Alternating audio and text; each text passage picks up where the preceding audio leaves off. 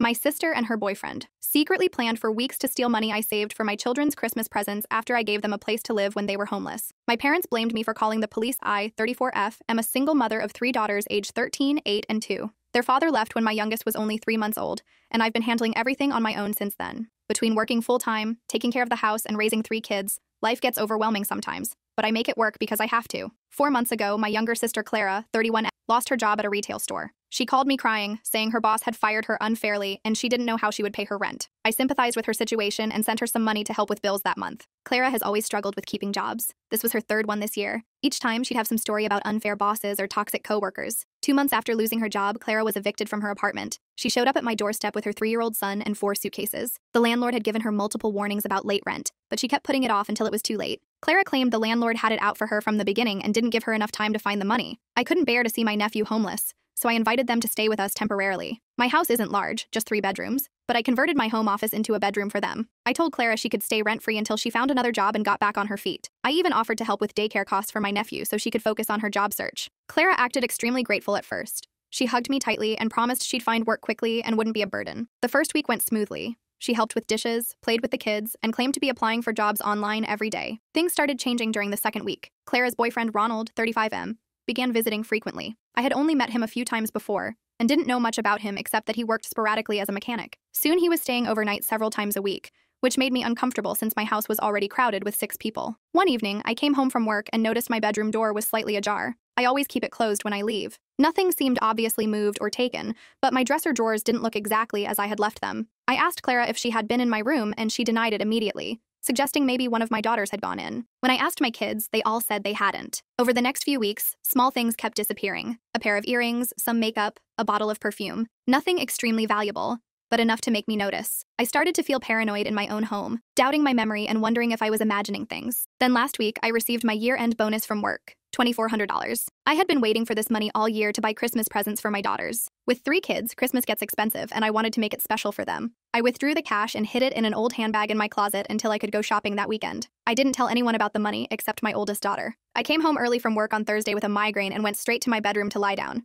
I noticed immediately that my closet door was slightly open. My heart racing, I checked the handbag. The envelope with all $2,400 was gone. I called Clara immediately, but she didn't answer. Her boyfriend's car wasn't in the driveway, and when I checked their room, some of their clothes were missing too. My nephew was still at daycare. 2 weeks earlier, after noticing things moved in my room, I had installed a small camera on my bookshelf, hidden between some books. I hadn't checked the footage in several days since nothing major had happened. With shaking hands, I downloaded the videos from the past few days. The footage from that morning showed Clara and Ronald entering my bedroom after I left for work. They spent nearly 45 minutes searching through my belongings. The camera captured Ronald picking the lock on my bedroom door, and Clara directing him to check specific places. They found the money in the handbag, counted it, and high-fived each other before carefully rearranging everything to make it seem untouched. I felt physically sick watching them. Clara, my own sister, whom I had taken in when she had nowhere else to go, had deliberately stolen the money I had saved for my children's Christmas. I called Clara again, and this time she answered. I told her I knew she and Ronald had taken my money, and that I had video evidence. Clara started yelling, claiming I was accusing her unfairly and that I had always been jealous of her. She then threatened to tell our parents that I was mistreating her and my nephew.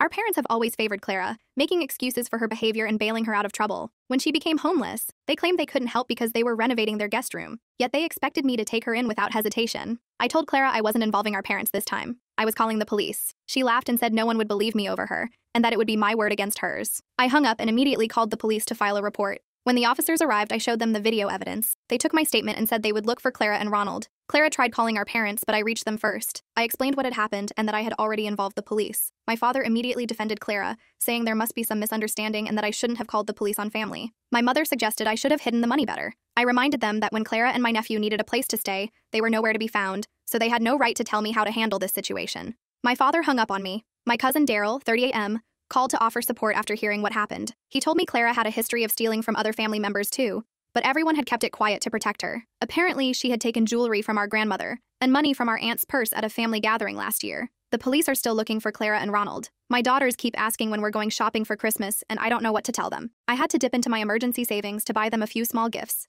but it won't be the Christmas I had planned. I feel violated in my own home, betrayed by my sister, and abandoned by my parents. I don't know how I'll explain to my children why Christmas will be smaller this year, or how I'll ever trust Clara again. Update 1. The past 2 weeks have been chaotic and emotionally draining. After I posted here, many things happened, and I wanted to provide an update. 3 days after my original post, Clara returned to my house unannounced. She didn't bring Ronald with her, but came to collect more of her belongings. I wasn't home when she arrived. My neighbor called to alert me that Clara was there. I rushed home from work to find her stuffing clothes into garbage bags. When I confronted her about the stolen money, she initially continued to deny everything. I pulled out my phone and showed her a screenshot from the video. Her face changed immediately. Instead of apologizing, she blamed me for putting a camera in my bedroom without telling her. She claimed it was an invasion of her privacy, completely ignoring the fact that she had broken into my private space. The situation escalated quickly. Clara shoved me against the wall when I blocked her from taking more things. My oldest daughter witnessed this and called 911. Clara tried to leave before the police arrived, but my neighbor, bless her, blocked Clara's car with her own. The police arrived within minutes and took Clara into custody. They still hadn't located Ronald at this point. While being arrested, Clara started yelling that I never helped her, that I had everything while she had nothing, and that she deserved the money more than my spoiled kids. The officer asked if I wanted to press charges, and I confirmed that I did. As they were putting Clara in the police car, she finally admitted to taking the money, but claimed she had already spent most of it. She said she had only $24.76 left, which she offered to give back, as if that would make everything okay. Later that evening, a social worker brought my nephew back to my house. He had been at daycare when Clara was arrested. The poor boy was confused and kept asking for his mom. I explained in simple terms that his mom had to go away for a while, and he would be staying with me. The social worker said they'd be in touch about more permanent arrangements. 2 days after Clara's arrest, my aunt, my mother's sister, called me. She expressed her support and revealed some shocking information. Apparently, Clara hadn't been fired from her job. She had been caught stealing from the register multiple times, and her eviction wasn't just about late rent. She had threatened her landlord when he tried to inspect the apartment after neighbors complained about noise. My aunt also told me that when my parents learned Clara was homeless, they did offer to take in my nephew but not Clara. Clara refused to be separated from her son, so my parents suggested I take them both in since I had more room. They never actually asked me if this was okay. They just assumed I would do it. 5 days after Clara's arrest, the police finally caught Ronald trying to cross the state line. He had about $800 of my money on him, which was seized as evidence. During questioning, Ronald revealed that the theft had been planned for weeks. They had been searching my room regularly, looking for valuables, and had seen me hide the cash envelope. What was most disturbing was Ronald's confession that they had planned to use my financial information to open credit cards in my name. They had already taken photos of my driver's license and social security card, which I keep in a file box in my closet. Fortunately, they hadn't had time to use this information before getting caught. A week after Clara's arrest, my father called. His tone had changed completely. My aunt had apparently confronted him about his favoritism toward Clara and showed him evidence of Clara's history of theft and manipulation. He awkwardly apologized for not believing me and offered to help with Christmas expenses for the kids. I thanked him but declined. I had already received an early paycheck from my understanding boss and had managed to save enough for some decent presents. My mother, however, doubled down on her defense of Clara. She called me repeatedly, leaving voicemails about how I had ruined Clara's life and separated a mother from her child. She even showed up at my house unannounced one day, demanding to take my nephew to visit Clara in jail. I refused, explaining that the social worker had advised against it until a proper evaluation could be done. The district attorney has charged Clara and Ronald with theft, breaking and entering, and identity theft for taking photos of my personal documents. They're both facing potential jail time. Clara's preliminary hearing is next week, and I plan to attend. My nephew has been staying with us, and my daughters have been amazing with him. He still asks about his mom sometimes, but less frequently now. The social worker is looking into placing him with his biological father, who lives in another state and apparently didn't know about his son's living situation. Christmas was modest but meaningful. We focused on spending time together rather than expensive gifts. My oldest daughter told me she was proud of me for standing up to Clara, which meant more than any present could have. I've changed all the locks, installed a proper security system, and put a lock on my bedroom door. I never thought I'd need these measures to protect myself from my own family, but here we are. Update 2. It's been a month since my last update, and the situation continues to evolve in unexpected ways. Clara's preliminary hearing took place as scheduled. I attended with my cousin Daryl, who has been incredibly supportive throughout this ordeal. Clara looked thin and tired in her orange jumpsuit. When she saw me in the courtroom, she didn't make eye contact. The prosecutor presented a strong case, including the video evidence, witness statements from my neighbors, and the partial recovery of the stolen money. Clara's court-appointed attorney tried to argue that she had permission to enter my room and that the money was a gift, but the judge didn't buy it. The case was bound over for trial. Ronald's hearing was scheduled separately. His family hired a private attorney who worked out a plea deal. Ronald agreed to testify against Clara in exchange for reduced charges. According to Daryl, who knows someone who works at the courthouse, Ronald told the prosecutors that Clara was the mastermind behind the theft and several other criminal activities. 2 weeks after the hearing, I received a letter from Clara. At first, I considered throwing it away unopened, but curiosity got the better of me. The letter contained a partial confession and what seemed like an attempt at an apology. Clara admitted to stealing the money but claimed she did it because she was desperate to provide for her son. She wrote that she had planned to pay me back eventually and never meant to hurt me or my daughters. What was most shocking was her revelation about our parents. According to Clara, our parents had been giving her money regularly for years, sometimes as much as $1,000 a month, while telling me they couldn't help with my expenses because they were saving for retirement. Clara wrote that they had paid for her apartment for 6 months before she was evicted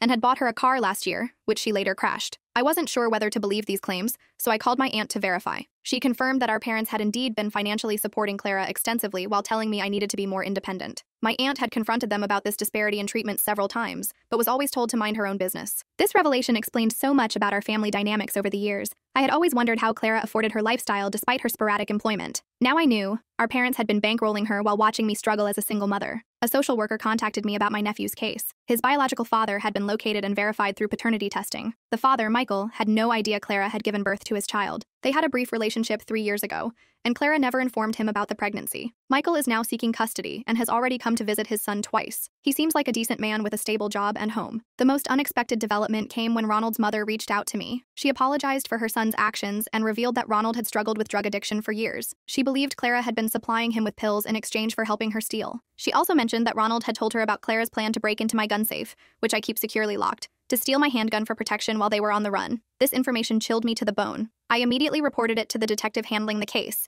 who added it to the growing list of charges against Clara. The thought that my sister had planned to steal my gun, potentially putting my children at risk, cemented my decision to cut her out of my life permanently. My father attempted reconciliation by inviting me and my daughters to dinner at their house. I agreed to go, primarily to gauge whether a relationship with my parents was salvageable for my children's sake. The dinner was awkward, but civil. My father admitted that they had enabled Clara's behavior for years and apologized for not supporting me equally. My mother remained mostly silent, but didn't contradict him. My oldest daughter refused to attend the dinner, saying she didn't want to see her grandparents after how they had treated me. I respected her decision and didn't force her to go. My younger daughters were happy to see their grandparents but sensed the tension and were quieter than usual. The trial date has been set for next month. The prosecutor believes it's an open and shut case given the evidence. Clara faces up to 5 years in prison if convicted on all counts. Update 3. It's been 3 months since my last update. Clara's trial was scheduled to begin, but 2 days before the court date, she accepted a plea deal. She pleaded guilty to theft, breaking and entering, and attempted identity theft. In exchange for her guilty plea, the prosecutor dropped some of the lesser charges. She was sentenced to 18 months in prison with the possibility of parole after 12 months,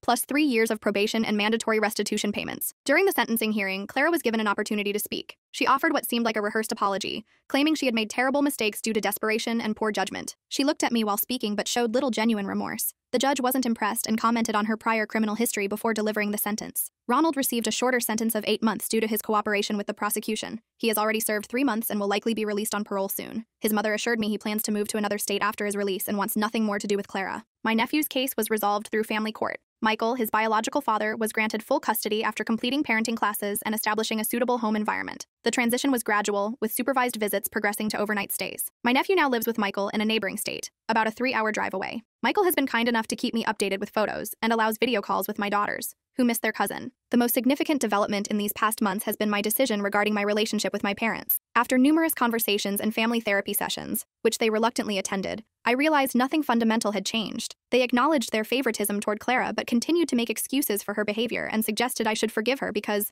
she's family. The breaking point came when I discovered they had been visiting Clara in prison weekly and depositing money into her commissary account, while only seeing my daughters once during the same period. When confronted, they claimed they needed to support Clara because she had no one else, apparently forgetting that I was raising 3 children alone with minimal support from them. I made the difficult decision to limit contact with my parents. They are allowed to see my daughters once a month during supervised visits if the girls want to go. My oldest daughter has chosen to cut contact entirely. My younger daughters still want a relationship with their grandparents, but understand why the visits are limited. Daryl has become more present in our lives, often bringing his children over for playdates and helping with home repairs. My aunt calls regularly and sends care packages for the girls. I've found that family isn't always who you're related to by blood, but who shows up when you need them. The restitution payments from Clara started coming in small amounts. I've put this money into a separate account for my daughter's education. No amount can repair the breach of trust, but at least something positive can come from it. I've implemented strict boundaries in my life and become more selective about who I allow into my home. The security system remains, as does the lock on my bedroom door. Not because I expect another theft, but because the sense of security they provide is worth the cost. My home feels peaceful again. My daughters are thriving in school, and we've established new traditions as a family. The experience has been painful but clarifying, showing me who truly deserves a place in our lives and who doesn't. Clara will be eligible for parole in 9 months. I've informed the parole board that I do not want contact with her and will oppose any conditions that would bring her near my home or children. Whether she changes during her incarceration is her journey, not mine to manage. I'm focusing on building a stable, happy life for my daughters. Some days are still hard, but we're moving forward. The betrayal will always be part of our family story, but it won't define our future.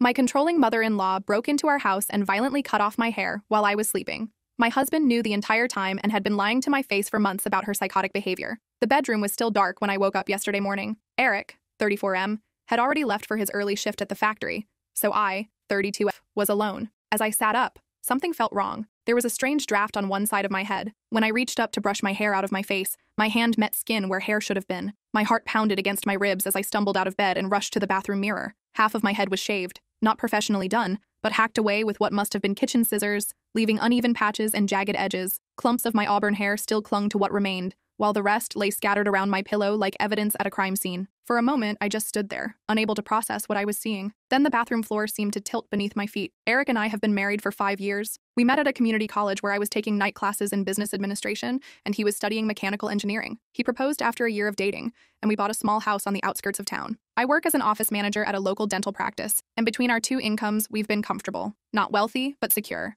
Our relationship had been good, or so I thought. Sure, we had the occasional disagreement, mostly about his mother, Daniela, 62F. Daniela never approved of me. In her eyes, I was never good enough for her son. She'd make comments about my cooking, my housekeeping, my appearance, small digs that Eric would brush off as just mom being mom. I tried everything to win her over. I invited her to dinner twice a month. I remembered her birthday and bought her thoughtful gifts. I even took a week off work last year to help her recover from minor surgery. Nothing worked. She remained cold, critical, and dismissive. 3 months ago, Eric's cousin Kyle, 28M, came to visit us. Kyle is openly gay and has been with his partner for 8 years. During his stay, he and I got along great. He's funny and kind, and we share similar tastes in books and movies. One day, Kyle and I went out for lunch while Eric was at work. We spent a couple hours at a cafe downtown, talking and laughing. It was completely innocent, just two people enjoying each other's company. But somehow Daniela found out about this lunch. She started calling Eric daily, telling him I was having an affair with Kyle. It didn't matter that Kyle is gay and has been with his partner for nearly a decade. In Daniela's mind, the lunch was proof of my infidelity. Eric initially laughed it off, telling his mother she was being ridiculous. But Daniela persisted,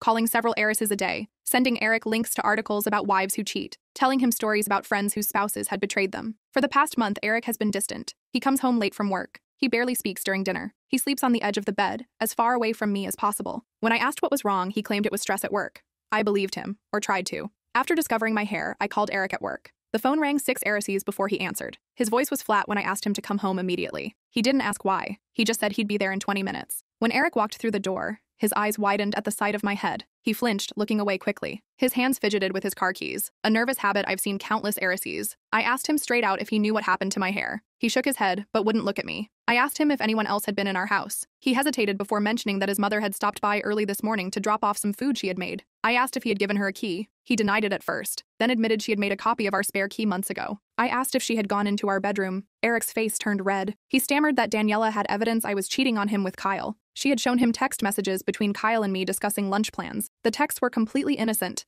making plans to meet at a restaurant downtown. But Daniela had convinced Eric they contained secret codes and hidden meanings. Eric finally admitted that Daniela had asked for permission to teach me a lesson. She wanted to cut my hair while I slept as punishment for my supposed infidelity. Eric had let her into our bedroom that morning before he left for work. I couldn't believe what I was hearing. My husband had allowed his mother to assault me in my sleep. I grabbed my phone and called Daniela, putting her on speaker so Eric could hear everything. Daniela answered on the second ring, her voice falsely sweet. When I confronted her about cutting my hair, she didn't deny it. Instead, she told me I deserved it for cheating on her son. I reminded her that Kyle is gay and has a long-term partner. Daniela laughed and said that's what all cheaters say to cover their tracks. My whole body shook during this conversation. The room seemed to spin around me. I ended the call and turned to Eric, who stood in the middle of our living room looking lost. Eric began making excuses for his mother. He claimed she was just protecting him, that she loved him and didn't want to see him hurt. He suggested I could wear a wig until my hair grew back. He asked if we could just move past this. I went to our bedroom and packed a bag with clothes and essentials. Eric followed me, asking where I was going. I told him I was staying with my friend Sarah, 31F, until I figured out what to do.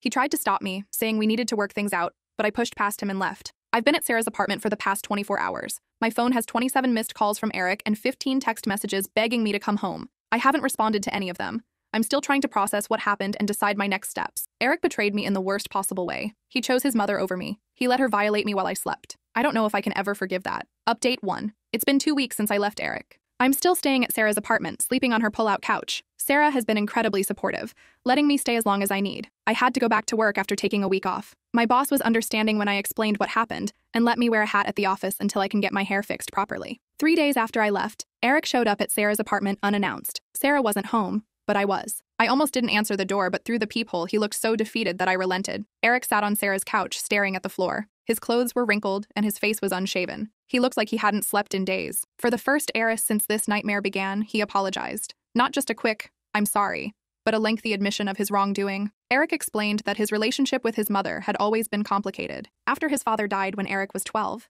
Daniela became extremely protective of him. She controlled who he could be friends with which activities he could participate in, even what clothes he wore. As he got older, he learned to hide things from her to avoid her disapproval. When we started dating, he didn't tell her about me for 3 months because he knew she wouldn't approve. According to Eric, Daniela had never accepted any woman in his life. His previous girlfriends all eventually broke up with him because of her interference. When he proposed to me, Daniela refused to attend our engagement party. She only came to our wedding after Eric threatened to cut contact with her. Over the past few months, Daniela had been telling Eric that I was distant and secretive. She pointed out when I was on my phone, suggesting I was texting other men. She questioned why I sometimes worked late, implying I was meeting someone. When she learned about my lunch with Kyle, she latched onto it as proof of her suspicions. Eric admitted that he knew Daniela was wrong. He knew I wasn't cheating. But after weeks of her constant accusations, he began to doubt himself. The night before the hair incident, Daniela had called him crying, saying she had absolute proof of my infidelity. She claimed to have hired a private investigator who had photos of me and Kyle together. Eric asked to see these photos, but Daniela said they were at her house. That morning, Daniela arrived at our house before Eric left for work. She told him she would wait until he was gone, then sneak into our bedroom to check my phone for evidence. Eric claimed he never agreed to her cutting my hair. He was shocked when I called him at work. I asked Eric if he had seen these supposed photos from the private investigator. He admitted that Daniela never showed them to him, even after he went to her house and demanded to see them. He now believed they never existed. I asked Eric why he didn't call me immediately after his mother left our house. Why didn't he warn me? Why didn't he come home to make sure I was okay? He had no answers to these questions. Eric then made a confession that stunned me. He revealed that 2 days after I left, he went to Daniela's house and found a small box in her nightstand. Inside were locks of hair, not just mine, but what appeared to be hair from other women. Some of the locks had dates written on the attached tags, going back several years. Eric recognized one date as corresponding to his breakup with his college girlfriend, Jessica. When Eric confronted Daniela about the box, she became hysterical. She claimed the hair was from dolls she collected. When Eric didn't believe her, she locked herself in the bathroom and refused to come out until he left. Eric has since spoken with 2 of his ex-girlfriends. Both confirmed that strange things happened during their relationships with him. Items gone missing, unexplained damage to their belongings, anonymous threatening letters. They had both blamed Eric and ended their relationships. Eric now believes his mother was responsible. After Eric left Sarah's apartment, I sat for hours thinking about everything he had told me. Part of me felt sympathy for him. He had been manipulated by his mother his entire life. But another part of me couldn't ignore the fact that he had betrayed me. He had allowed his mother into our bedroom while I slept, knowing her intentions were malicious. The next day, I went to a salon to get my hair fixed. The stylist did her best, but with the uneven cutting Daniela had done, the only option was to shave my entire head and wait for it to grow back evenly. I sat in the salon chair watching the last of my hair fall to the floor, tears streaming down my face. Last weekend, I returned to our house to collect more of my belongings. Eric wasn't home, which was a relief. As I was packing my winter clothes, I noticed something odd about my jewelry box. Several pieces were missing: a pearl necklace my grandmother left me, a pair of diamond earrings Eric gave me for our 3rd anniversary, and a silver bracelet I bought on our honeymoon. I searched the entire bedroom but couldn't find them. I called Eric to ask about the missing jewelry. He sounded surprised and said he hadn't touched my jewelry box. Then he went quiet for a moment before asking if all my jewelry was missing or just specific pieces. When I told him which items were gone, he sighed heavily. Eric revealed that each of those pieces had been gifts from him or had sentimental value connected to our relationship. He then admitted that Daniela had been to our house several heresies since I left. She had a key, and Eric had been working long hours. He promised to ask her about the jewelry. 3 days later, Eric called to tell me he had confronted Daniela about my missing jewelry. She initially denied taking anything, but when Eric insisted on searching her house, she became defensive. She eventually admitted to taking the items but claimed she was just keeping them safe until Eric came to his senses and divorced me. Eric recovered my jewelry and dropped it off at Sarah's apartment, leaving it with her when I wasn't home. Yesterday, I received a certified letter from Daniela. Inside was a handwritten note warning me to stay away from her son. She claimed to have evidence of my numerous affairs and threatened to make this evidence public if I didn't agree to a divorce. There was no evidence enclosed, just threats. I took the letter to a lawyer who advised me that Daniela's actions, cutting my hair, entering our house without my permission, taking my jewelry, constituted assault, trespassing, and theft. The lawyer suggested filing a police report and seeking a restraining order against Daniela. I'm considering my options. Part of me wants to press charges against Daniela and force her to face consequences for her actions. Another part just wants to move on with my life and put this nightmare behind me. Eric calls daily, begging for another chance. He promises to cut contact with his mother and attend counseling. I don't know what to do. Update 2. It's been a month since my last update. A lot has happened, and I'm still trying to make sense of it all. After consulting with my lawyer, I decided to file a police report against Daniela for assault, trespassing, and theft. The officer who took my report was sympathetic, but warned me that these cases can be difficult to prove. Nevertheless, they agreed to investigate. 2 days after filing the report, 2 officers went to Daniela's house to question her. According to the police, Daniela became hostile and refused to cooperate. When they mentioned the possibility of a search warrant, she admitted to cutting my hair but claimed Eric had given her permission to do so. She denied taking my jewelry. The police asked to speak with Eric, who initially tried to defend his mother. But when faced with potential charges for aiding and abetting, he admitted that Daniela had taken my jewelry and other items from our house over the years. He even revealed that Daniela had a spare bedroom in her house where she kept things she had taken from our home. Small items I hadn't even noticed were missing. A coffee mug I used every morning, a scarf Eric had given me 2 Christmases ago, even family photos with my face scratched out. The officers obtained a search warrant for Daniela's house based on Eric and my statements. What they found was disturbing. Daniela had a collection of items not just from me, but from all of Eric's previous girlfriends. There were journals where she had documented their crimes against her son, most of which were ordinary interactions she had twisted into something sinister. There were hundreds of photos of Eric with various women, with the women's faces either scratched out or covered with black marker. Most disturbingly, they found a detailed plan for how to drive me away from Eric. It included steps she had already taken: spreading rumors about me cheating, cutting my hair, stealing meaningful items, and steps she planned to take in the future, including tampering with my birth control and placing hidden cameras in our house. The police arrested Daniela on multiple charges, including assault, breaking and entering, theft, and stalking. She was released on bail the next day with conditions including no contact with me or Eric. Eric was horrified when he learned about the evidence found in his mother's house. He came to Sarah's apartment again, this Aries with a letter from a therapist confirming he had started counseling to address the years of manipulation by his mother. He begged me to consider reconciliation, promising that things would be different now that he understood the extent of his mother's behavior. I agreed to meet Eric at a coffee shop to talk. He arrived early and was waiting with a cup of coffee for me when I got there. He looked better than the last Aries I'd seen him. Clean-shaven, well-dressed, more rested. He slid a small box across the table. Inside was a key to a new apartment. Eric explained that he had moved out of our house the week before. He couldn't stay there knowing what had happened, knowing he had betrayed me there. Eric admitted that he had been a coward. He had been so afraid of his mother's disapproval that he had allowed her to mistreat me repeatedly. He recognized now that her behavior wasn't normal motherly concern, but rather obsessive and controlling. He had been blind to it because it was all he had ever known. I asked Eric why he didn't warn me after his mother left our house that morning. His answer shocked me. He admitted that he had returned home shortly after Daniela left. He saw what she had done to my hair but was too afraid to wake me up and tell me. Instead, he went back to work, hoping I would blame someone else or believe it was a random break-in. It was only when I called him directly that he realized he couldn't hide from what had happened. This revelation was the final blow. I could almost understand Eric being manipulated by his mother throughout his life. I could almost forgive him for letting her into our house. But I could not forgive him for seeing what she had done to me and choosing to run away rather than stand by me. I returned the key to the new apartment and told Eric I wanted a divorce. The look on his face was one of complete devastation, but he nodded and said he understood. He promised to make the process as easy as possible for me. As I was leaving the coffee shop, Eric asked if I thought he should maintain contact with his mother. I told him that was his decision to make, not mine. He seemed disappointed by my answer, as if he was still looking to others to tell him what to do. Last week, I found an apartment of my own and moved out of Sarah's place. It's small but clean and bright, with large windows and a tiny balcony where I've set up a container garden. My new neighbors are a retired couple who brought me a homemade lasagna as a welcome gift. The police investigation into Daniela is ongoing. My lawyer believes there's enough evidence for the case to go to trial, but it could be months before that happens. In the meantime, I've obtained a temporary restraining order against Daniela. Eric has been cooperative with the divorce proceedings. He's not contesting anything and has agreed to my terms regarding the division of our assets. His only request was that I keep our dog Max, saying that he wouldn't be able to care for him properly while working through his issues. Max has adjusted well to the apartment and seems to enjoy our daily walks in the nearby park. My hair is starting to grow back. It's still very short, but the stylist says it's growing in evenly now. I've received many compliments on my new look, with several people assuming I cut it this way on purpose. I haven't corrected them. Update 3. It's been 3 months since my last update, and 6 months since the morning I woke up to find my hair cut. So much has changed in that Eris. The divorce was finalized last month. The process was relatively smooth thanks to Eric's cooperation. We sold our house and split the proceeds. I used my share as a down payment on a small townhouse closer to my office. Eric moved to another state for a new job.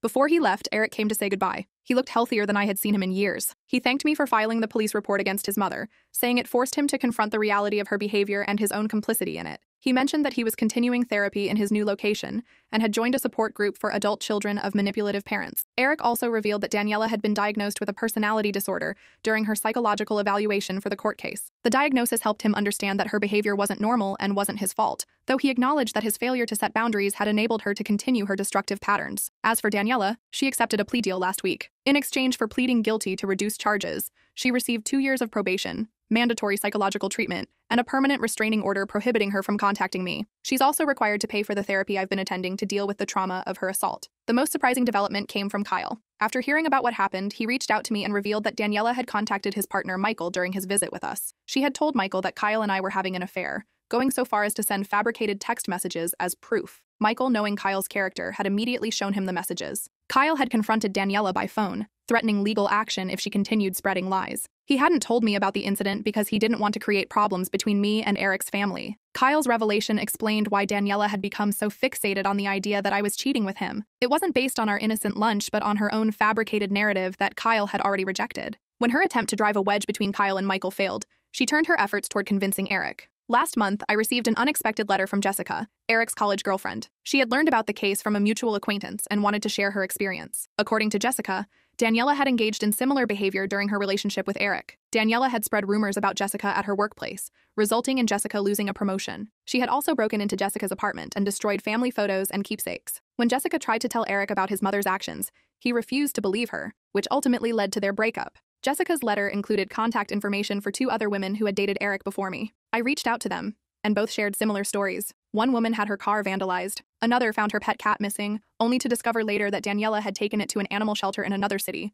claiming it was a stray. In all cases, Eric had either denied his mother's involvement or minimized the severity of her actions. Hearing these stories helped me realize that what happened to me wasn't isolated or personal. Daniela had a pattern of targeting women in Eric's life, and Eric had a pattern of enabling her behavior. This knowledge reinforced my decision to end the marriage. My life has taken unexpected turns since then. The dental practice where I worked was purchased by a larger company, and my position was eliminated. Instead of looking for another office manager job, I decided to finish the business degree I had started years ago. I'm taking a full course load and working part heiress at a local bookstore. I've also reconnected with friends I had lost touch with during my marriage. Looking back, I realize how isolated I had become. Daniela's interference wasn't limited to direct confrontations. There were subtle ways she had worked to separate me from my support network. She would schedule family events that conflicted with plans I had made with friends. She would make disparaging comments about people I cared about, planting seeds of doubt in my mind. And Eric had supported these efforts, always insisting that family should come first. My hair has grown out enough that I no longer feel self-conscious about it. In fact, I've decided to keep it short. The style reminds me of how far I've come and what I've overcome. The experience with Eric and Daniela taught me valuable lessons about setting boundaries and recognizing manipulation. I've become more protective of my personal space and more cautious about who I allow into my life. At the same heiress,